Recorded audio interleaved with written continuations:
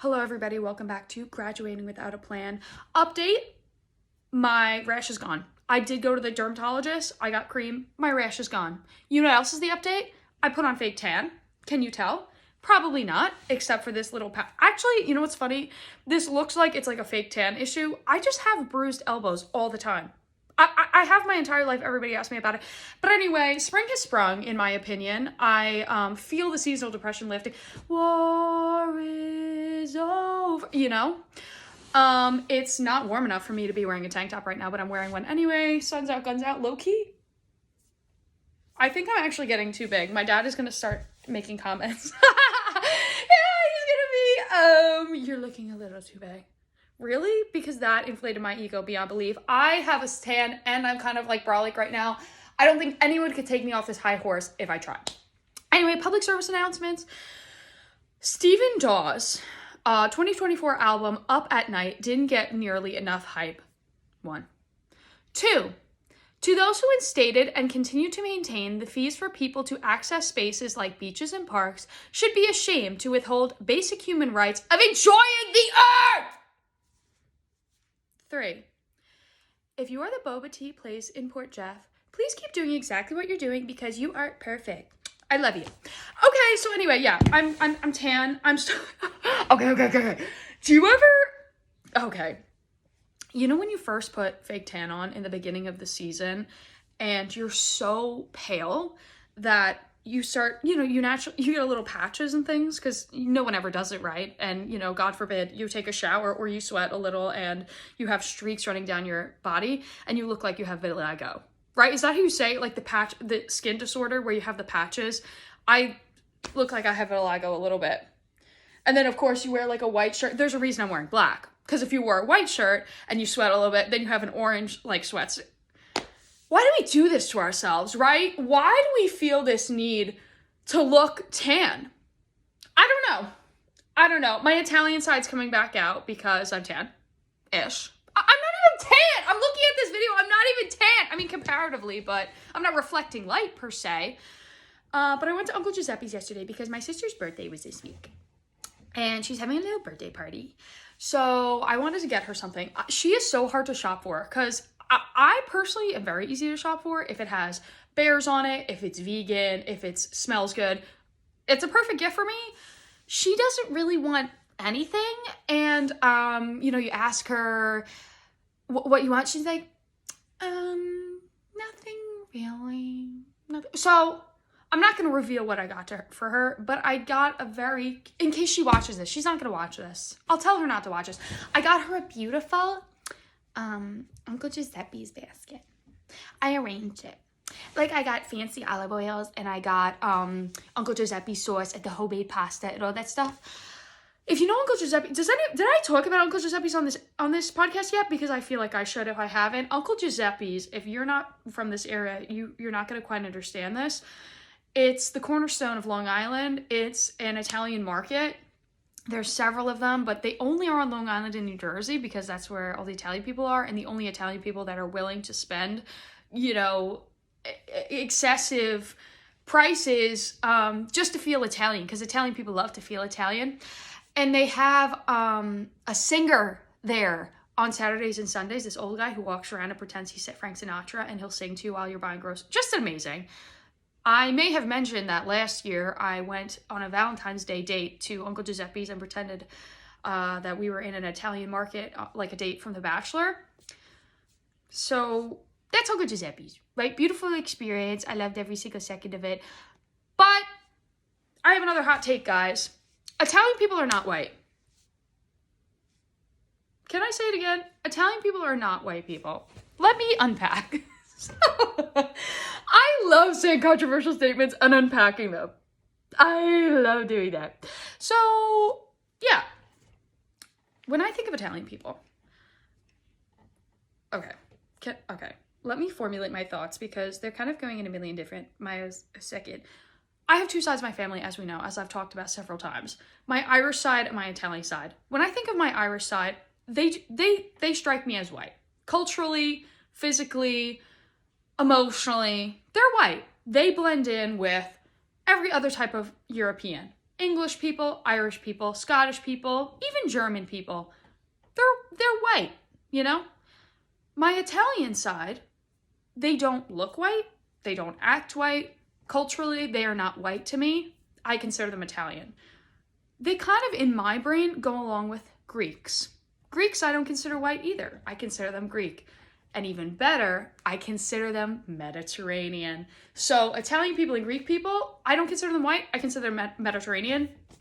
And I think of some of my cousins.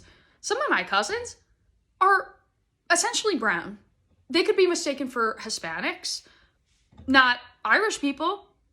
You know? Anyway. So Italian people are not white people. And it's funny because I actually saw somebody recently on the internet talking about that. Like, they did a hot take themselves. And I was like, you're cooking, because I've been saying this for years, but I've never said it on a forum like this, so I had no proof. However, as we all know, I'm ahead of the curve most of the time.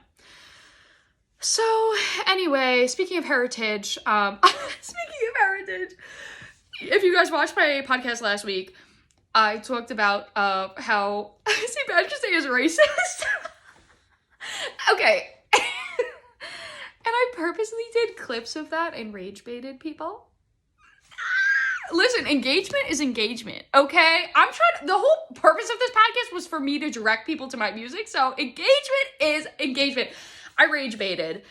And I love comments from people being like, I'm an Irish person, and as an Irish person, we have no problem with St. Patrick's Day. Or like, other comments being like, wow, just another person like making an issue out of a political. We get it, okay? I don't think anyone took a second to look at my profile and see that my last name is McB, right? Like, granted, my full last name is McB, but I think you could kind of conclude from MC, capital B, that I'm also Irish. So I was like, we get it, man. Wait, is that Irish?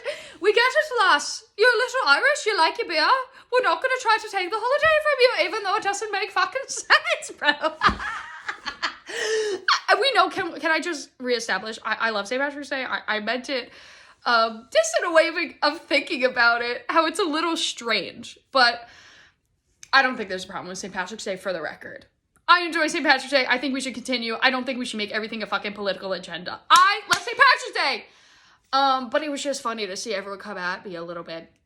But I'll tell you, like, I never, ever had a problem with, like, hateful comments. I have, in my life, even about myself, like, because obviously they were talking about just, like, a political opinion or a social opinion.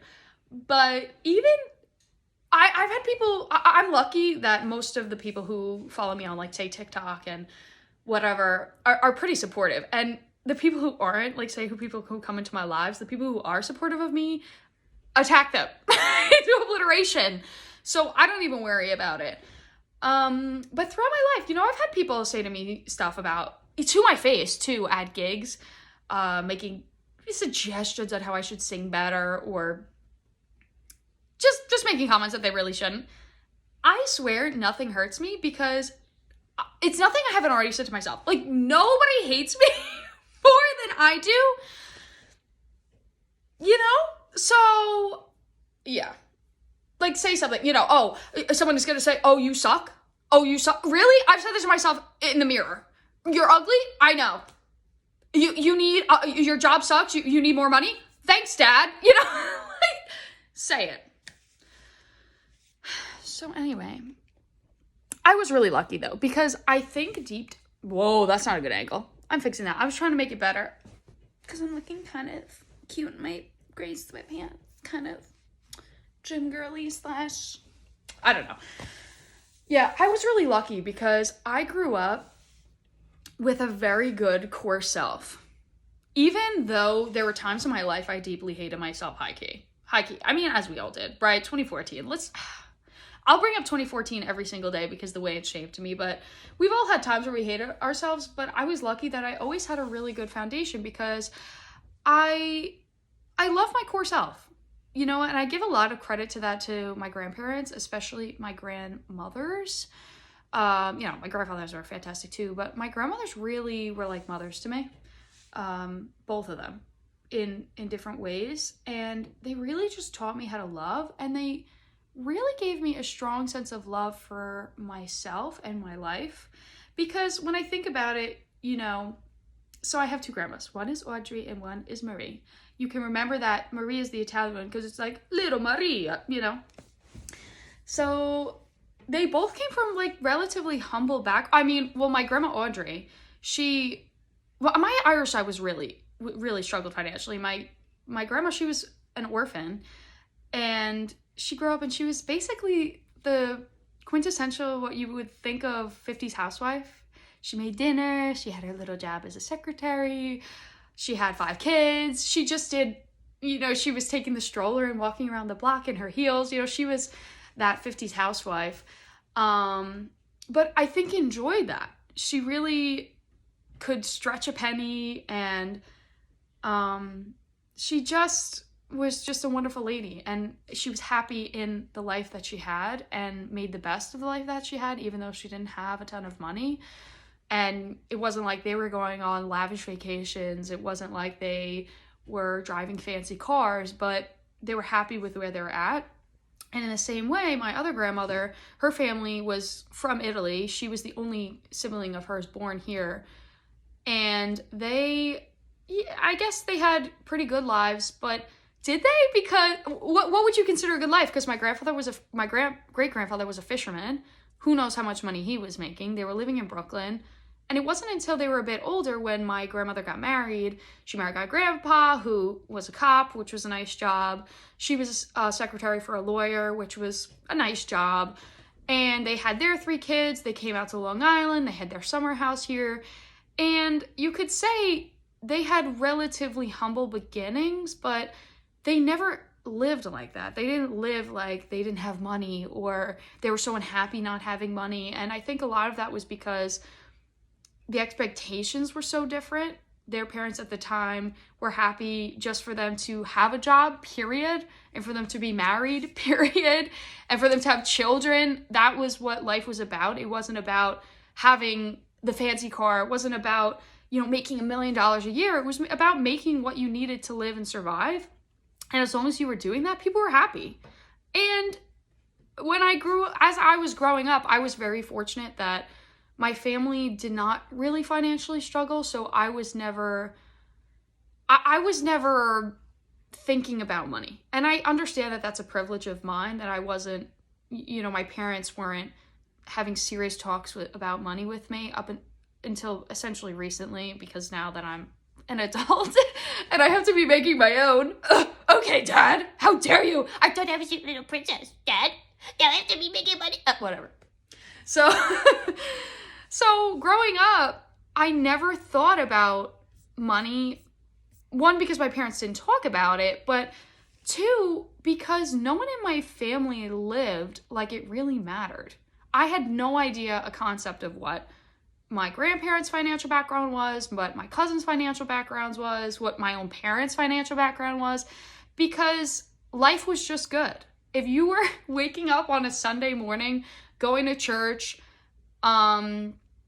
going to your soccer game, and going to grandma's for Sunday dinner, life was good. Doesn't cost much, costs nothing to go to church, costs, you know, pennies to make a plate of pasta, but life was good. And that's it. And so I grew up with a lot of the simple pleasures of life and that true, like, Italian mentality, like, la bella vita, you know, like a beautiful life, because that's just how they lived. And my grandma on the other side too, my Irish grandma, was really the same. She didn't need much. She just wanted to hang out. You know, if you went down there and you played cards with her and ate licorice, that was a great night. You didn't have to go to a fancy dinner. You didn't have to do anything. So with that being said, I had a good you know, start with them. And it's funny because I see it now in my life, how much the way they loved me shaped how I love. I see how Grandma Audrey, her love language, I think, was gift giving and quality time, because she would always do things, and they weren't expensive, she would do things like Valentine's Day, she was getting me socks from the dollar store with hearts on them. Easter, she was getting me the little tulips at Stop and Shop, you know? Or she was sending up baked goods, and she was so funny. She lived 8 houses down from me, but would put a Valentine's Day card in the mail and have it mailed. And we always used to say, Grandma, why didn't you just drive it up the block or walk it up the block? And she said, well, it feels so good to get a letter in the mail, doesn't it? Doesn't it feel good when you go to the mailbox and you see a letter for yourself? And it was just true, you know? And like I said, she just wanted quality time, and it didn't have to be all the time. It wasn't, I mean, if I went to her house every day, she would have loved it. But it was as simple as, you know, we used to watch The Bachelor together. That's how I started watching The Bachelor. I watch it with one of my cousins now, and that's a whole other, that's so fun. If you don't watch The Bachelor, you should start. If you don't watch The Bachelor because you think you wouldn't like The Bachelor, you would like The Bachelor because you have to make an event out of it, which is what we did. My grandma would say, you know, they travel around. So say they were in Greece. She would make Greek food and we'd watch The Bachelor together. Or then they went to, I don't know, they went to Cancun. She would make Mexican food and we would watch. So it was simple things that she did, but it was quality time. And then my other grandma, Marie, she was, I think, definitely a verbal affirmation person because she was just a talker, and she was actually more of a listener than she was a talker, but she was very communicative. You know, she came home and would sit at the, you know, her little round dinner table, and we would just sit there and talk for the whole, you know, night. And so many funny stories and so much to talk about, so many good times. And she was also kind of like a physical affection person because she would, you know, like grab our face and kiss us and be like, you're the love of my life, you know, and just beautiful. Oh, I want to cry. I didn't think I was gonna. Oh my God, did you see that? How I just started crying? See, okay, I wasn't gonna do that, but oh God, this shit strikes me because the love of my life, because that's what it is. Like, both of them were like really the love of my life. And it's funny because with grandparents, when you lose them, a lot of times people don't necessarily not take it seriously, but grandparents, you know, naturally are older than other people in your life, than say your parents or whatever. And you kind of anticipate that eventually you're going to lose them, and a lot earlier than you would like to. And it's funny because, like, you think when you say to people, oh, you know, my grandparent died, some people don't even have a relationship with their grandparents, or they don't even know them, or they passed away before they were even born, or they assume, oh, they were like older. So, you know, what were they, in their 80s, their 90s? So they feel kind of bad, but they don't necessarily understand, or at least in my case, what that really meant to me. Because, like, when I think of them, like, they really raised me, and they like how I'm saying, they made me who I am. And I feel like I could go the rest of my life and, like, never be loved again, like, theoretically. And, like, I know I have experienced, like, true love because, like, they were really the love of my life. And I don't think anyone could ever, like, even come close. And it's that void of no one can really, like, it's a feeling you could never get from anybody else. That, like, unconditional. I did not think I was gonna cry. Oh my gosh. Grief is crazy because these things happened years ago. Like, my grandparents, both my grandmas died several years ago now. But I remember the feeling of when my mom came home and she told me about her mom. And because my other grandma Audrey had passed away first. And it was very strange for me because it was kind of, I don't know. I don't know. I just remember I cried every single day. I used to drive to college and cry every day. And that was good because I felt like I got it out. But with Marie, like, my mom told me, and I swear to God, my brain shut off. And it never turned back on. Like, I actually felt like a piece of my brain, like, stop working. And so it was a type of grief that I think was so visceral that my body was like, we're actually not even gonna do this. And I never did. I never really let it out. There have been maybe 2 instances since then where it was like a genie came out of the bottle, and I had like 2 or 3 minutes of like losing my fucking mind, and it like went back in like a genie and like turns off. And then that's it. So really interesting. I didn't expect this to happen. That's grief though, guys. And I'm actually not so disappointed because it's important remember how I said in my first episode that sometimes it's important to talk about things that are hard for you for the greater good? Like, these are things that are for the greater good. It's whatever. Okay. Anyway, the point of this was that I was trying to get into love languages because I understand what mine are, right? And I understand kind of where I got them from. And most of it was from my grandparents. I mean, granted, my parents too. My parents loved me in kind of similar ways, actually, to their parents. But it's interesting because in my life, in my relationships, and even in my friendships, I think it was something that was very difficult for me when people had different love languages. So, example, oh my gosh, is my fake tan running? You're gonna see like tear stains down my neck because I have like, oh, I hope it's dried. Wow, what it costs to be beautiful, you know?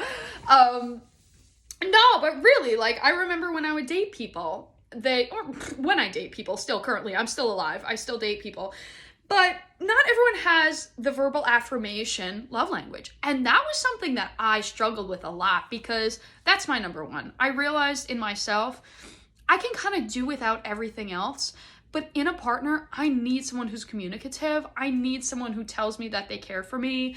I need someone who can like shoot the shit with me and like really express their feelings, because otherwise I feel like I don't understand.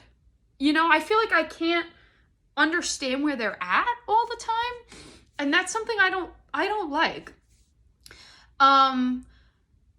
And I feel like for myself, I like to be communicative too. I want someone to know how I feel. I want someone to hear what I have to say. I don't know. But not everyone needs that. Some people don't like that. They get uncomfortable with too much like verbal intimacy. I don't know. But I really struggle. And even with friends, you know, I'd have friends where I was like, why are they so fucking skittish when we try to talk about something kind of deep? Or why, you know, or, you know, this person's around all the time, but they've never said they actually like me as a person. How do I know? But then I saw more and more, and I saw it even with my own dad, because my dad can communicate. He's an emotionally mature individual, but I don't think he prefers it. And I make this joke all the time about how, you know, he might not say that he loves you, but he'll give you, you know, he'll shovel the driveway for you or whatever. And it's true. And when you see, I've seen people I've dated who they don't necessarily say all the time how they care about you, but they show it. You know, they show up to your house with food that they know that you like, or they'll show up to a gig, or you know.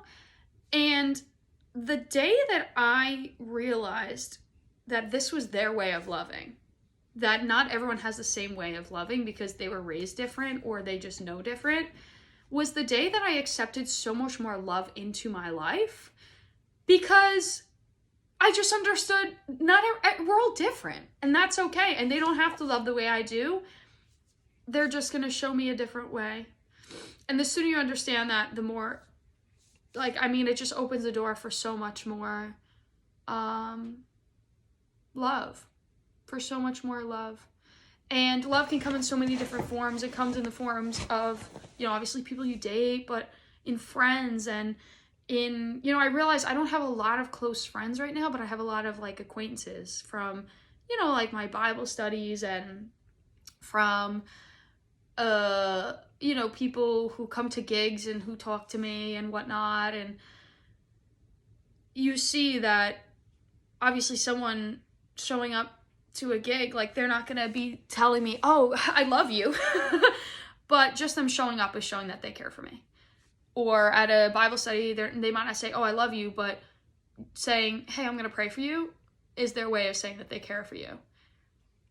I don't know. I just think these things are interesting. And it was something that I learned and I thought was helpful to share, because take the time to look at the people around you. If you're not feeling loved by them, ask yourself, well, how are they loving me? And maybe they won't, maybe they're not. And if they're not, get them out of your life. But sometimes it takes, you know, it's good to take a moment and acknowledge what they are doing. And when you can acknowledge that, it feels good. Because there's so much love in the world. Actually, a great thing my grandma said to me, I remember there was a time I went and hung out with someone else's grandma. When I was a young kid, we went out to a movie or something. I'm gonna cry again. Oh, I'm gonna cry again. But I went out to a movie and I remember I felt kind of bad because I said, I don't want my grandma to feel bad that I'm hanging out with someone else's grandma. You know, is she gonna be upset? Like I'm betraying her? And I came home and I said, I went to a movie with so-and-so's grandma, but, you know, we all went together, but I would have rather go with you. And she said, well, did she treat you good? And I said, yeah. And she's like, does she care about you? And I was like, yeah, she's really nice. And she said, well, then I'm happy, because the more people that love you, the better. Because I just want you to be happy and feel as loved as you possibly can in this life. And everyone who loves you is helping me, right? Which just goes to show like how selfless she was. Like she wasn't envious of anybody. She just wanted us to be loved. Like she literally, like you want to talk about the closest thing to a perfect individual. Like she just wanted the very best for us. And that is love, right? It's not selfish. Actually, let's get into the next point with that. Let's get to the next point. Let's talk about Netflix, because I watched some crazy shows this week. One of them being Cobra Kai, right? Let's not even talk about Cobra Kai, because I'll cry about that too. I love Ralph Macchio. The things I would do for him to look me in the eye and say he's proud of me are crazy. Like, I love Ralph Macchio! I'm not going to talk about it because I don't want to spoil the show. But that show, I love it, right? I've also been watching Shameless, which I didn't watch in 2014, thank God, or when it came out in 2011, because that would have traumatized me. As we all know, I was very naive, and seeing that many boobs would have actually sent me into shell shock, I think. Why do I have to see everyone's boobs on the show? Granted, who doesn't love seeing boobs? But, like, do I need to see everybody's tits? Everybody's? I mean, you see some dick in that show. First episode, you see some dick. Crazy. You know, crazy. I'm curious if they'll ever show, like, lipstick. Lipstick. No, lips. Dick. That's an episode I'd like to see. I'm kidding. I'm only, like, a couple shows in. But whatever. But the third show that I wanted to talk about, which kind of leads into this, because we were talking about love and unhealthy love, or healthy love versus unhealthy love, whatever. It's not selfish. I watched that Gabby Petito documentary. Let me give some background. She was from Long Island, and where she was from is literally 30 minutes from my house.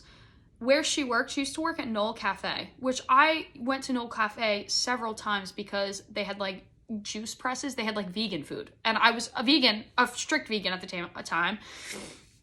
vegetarian now, as we've clarified. I'm not a vegan anymore. Okay, don't judge me. Don't jump down my fucking throat. But I used to love that place because they had like the cold pressed juices. They did the fresh juice and they had like sandwiches and stuff that were vegan and whatever. She worked there. She worked at Knoll. So when that whole situation went down and it was on the news, it was very personal very quickly for everybody. I mean, I think everybody who heard about it felt very connected to this case because I think there was also like an element of hope because we thought she was still maybe alive. And Long Island really, really rallies. Like, I give Long Island a lot of credit. We act like we're small, right? We're only 14 miles wide and like 100 something miles long. So it's really not that big. And we act like we're a small town, quite frankly. So we really rally behind this. But, so naturally when that documentary came out, I watched it and it got me thinking so much because so much resonated with so many people across the country. And you wonder why, because, there was that talk of how, she was a pretty white girl. And there's many people out there who are not white, who do not get the same attention to their case. And that's, a fact, unfortunately. And we've seen that, obviously not discrediting her situation. But that was an interesting kind of side note with this case that led to many discoveries of other bodies while in the search for her, which was a great thing. Not that they were, whatever, you get the point. But I think why it resonated so much with people, because I thought about it deeply, was that she was just a representation of the overall violence towards women that we've all experienced. I mean, just look at last week on this podcast. I joked about an incident that I had. And that was only one incident with a random person. And if you weren't here last week, it was an incident where I hung out with a guy. It wasn't even a date. I hung out with a guy who was interested in me. And he basically tried to like murder me in a parking lot. And I think about situations like that where, how I explained, I was in the car and he was saying, oh, just roll down the window, just roll down the window. And I didn't. But imagine if I did. I was one window roll down away from potentially being in a very similar situation to this girl, Gabby, right? How do I know this kid wasn't going to reach in the window and strangle me? He could have, and he probably would have, honestly, based on the energy. I mean, the guy chased me around the parking lot. Why would he? And, I, even in my personal life, and you say it, people think, you could think it's kind of like a coping strategy, because if you really took this shit to heart, it would be very scary and you'd probably never go out again. But you do kind of joke it off and you talk to your friends about it as if it's some crazy dating lore from my life. Oh my gosh, remember that time, right? But it's very serious and it's very scary. And that was only one situation. I mean, just talk about, I could go for hours, and this is something that I'll probably go into another episode because this deserves a whole episode to itself, of like the little micro kind of aggressions. Would that be the word? Because I know microaggression means kind of something else, but just the micro ways that you've been on dates and felt threatened, or that you've been in situations with guys where they were violent to you, or they were overstepping boundaries, or they were committing what could technically be considered sexual violence, right? I mean, how many of us have been in situations where we didn't really want to sleep with somebody, but we kind of felt like pressured, right? We felt, or, a guy trying to, just whatever. This could be a whole different episode, but we've all been there is what I'm saying. And every single girl you talk to can tell you at least one incident where they felt pressured by a guy, where they felt threatened by the guy, where they felt creeped out by a guy, where someone was hitting them up on the internet inappropriate, where some guy in a club was looking at them strangely. Like, you can think of, anyone can tell you a story of that. And this happens to men too. Do not get me wrong. This happens to men too, and that should never be ignored. Because I think that's almost equally a problem of how this shit happens to men too, and we just don't talk about it, or we kind of are like, whatever, you're a guy, you're fine. And no, No, it's not fine. If you're with a girl and she's pressuring you because you're a guy and you should want to sleep with her because all guys are horny, that's a fucking problem too. Right? It like, because there's also that other end of how many of us girls have assumed, oh, that guy wants to sleep with me because he's a guy. All guys want to sleep with girls. Maybe he doesn't, girl. Maybe he doesn't. Maybe he's not into... Whatever. So what I'm saying is that this show really got me talking. And of course, we all saw the last scene of that song. Her running down the beach killed me. It took me out. Her parents were so strong through this. My God. And they've really used this platform for good as much as they could. But one more note. How many times, this was also interesting, I thought about this, where, you know, Brian, and if you're not following this, you should just watch a documentary so you kind of get what's going on. Brian ended up killing himself at the end. You would assume that he was mentally ill, right? Like, you would think that if this guy killed her, he was probably a little mentally ill in some way, because you don't just kill somebody. Either he was like bipolar, either he had some type of, you know, aggression issue, whatever. She had said that she had anxiety and OCD, and I've seen firsthand how anxiety can make people fly into rage when they're triggered, when they're frustrated, when they feel overwhelmed. I've seen people throw fucking shit against the wall, you know? And I get that. Like, I've seen firsthand how mental illness can do that. But there's also obviously a limit, right? Like, that doesn't mean you kill someone or you have the right to kill someone because you're struggling with anxiety. I mean, I struggle with anxiety. I know. I felt the rage. I felt overwhelmed. I'm like, and thrown shit against the wall. But I'm not going to kill somebody. Whatever. But, and I've also never considered... I have never committed any type of violence towards a partner because of that, or, you know, or in general. But you think of things like in this generation, and this is another thing that you could talk to any woman about. How many times have we been subjected to a form of domestic violence, because that's what we're going to call it, and chalked it up to mental illness and let it go? So for me, it kind of goes back, you think of throughout history, right? In the 50s, it was, oh, the man, he's providing for the house. He's working hard. He's coming home. He's stressed. So I'm giving him a cocktail and then he fucking beats me up, right? So the excuse was, oh, he's providing for the family. He has the right to beat the shit out of me. Or that's why he's beating the shit out of me.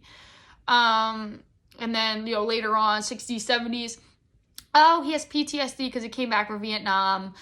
You know, so that's why he's aggressive. That's why he's verbally abusive. That's why he's always in a bad mood, right? So we have that excuse. And it's like every generation you have an excuse. And now we've become so, which is a beautiful thing, we've become so open and about, like, say, mental health and acknowledging mental health. And I think a lot of people are unfortunately mentally ill right now. I don't know if it's what's in the fucking food. I don't know if it's the culture. I don't know what it is.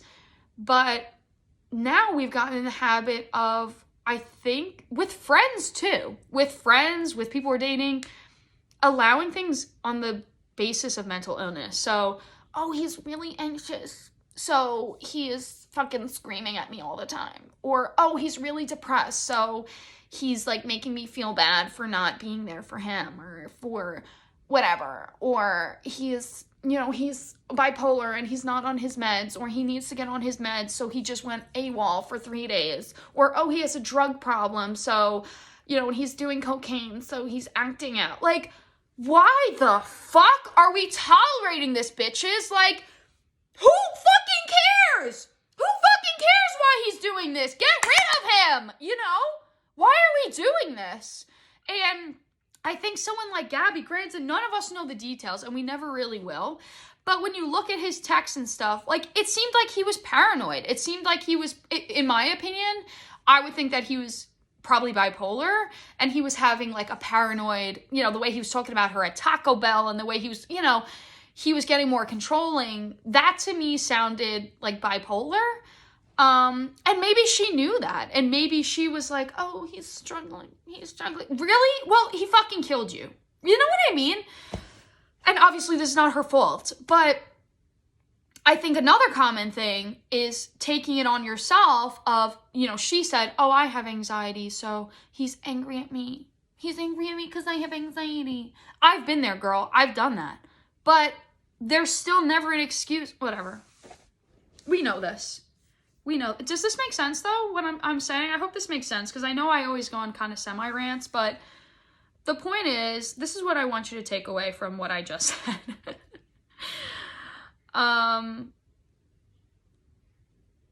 Why are we allowing people, not only men, but friends, family, siblings, people you're dating, why are we allowing people to treat us so badly and giving them excuses because of their mental illness, if they have it, or excuses, period?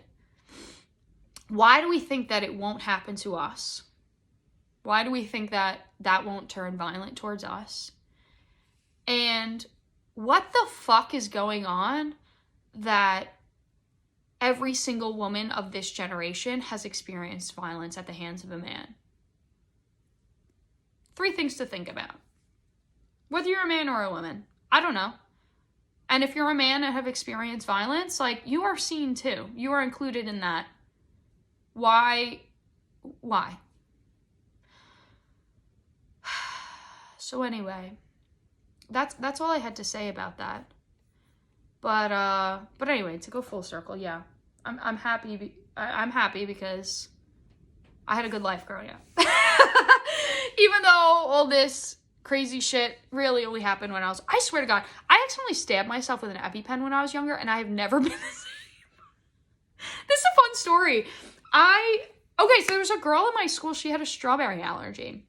And she used to carry an EpiPen with her everywhere she went. And they always used to give us talks of, like, if she ever has an issue, like, tell a teacher and, like, give her the EpiPen and, like, whatever, know how to use it. So my mom had an EpiPen too. I don't know why. She's just a hypochondriac. None of us had, like, an anaphylactic reaction to anything. None of us had an allergy. She told my sister she had a mango allergy for her whole life, but she didn't. Because she drank a juice once and got, like, a rash. And my mom was like, there was mangoes in the juice, even though there's also carrots and apples, like everything else. It was one of those mixed drinks. And she's like, I think it was the mangoes because she's never had mango. So she told my sister that she was allergic to mangoes and carried an EpiPen for years. My sister eats mangoes regularly now. She's not allergic, and she never was.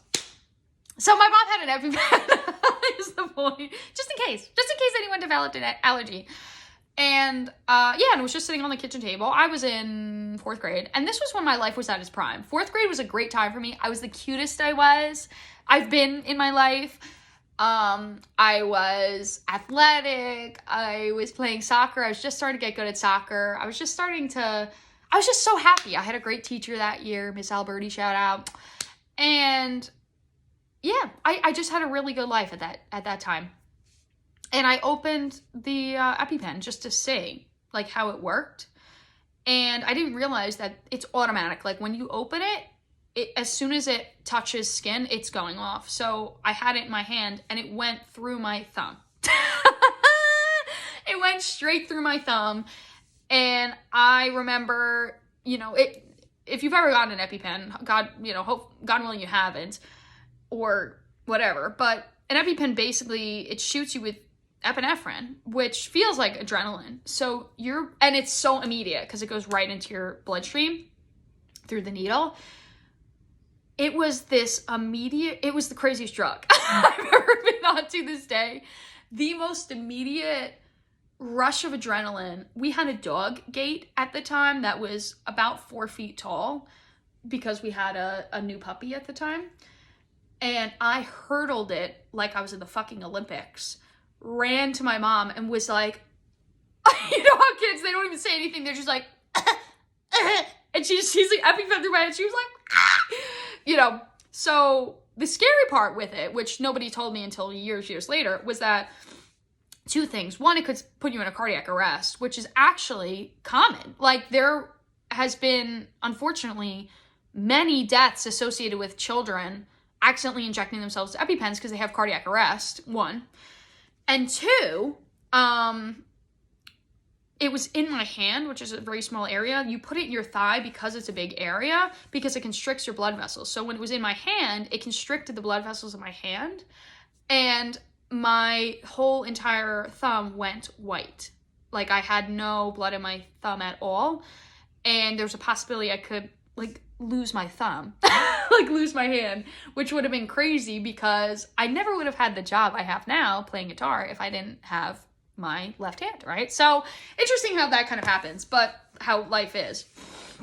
But yeah, my dad, he's so funny because he's such a nervous Nelly, and he's a doctor, so he's like pretty chill in these types of situations. And I remember he was like, okay, let's go for a walk. Meanwhile, my mom's on the phone with the hospital, like, what the hell is that? You know?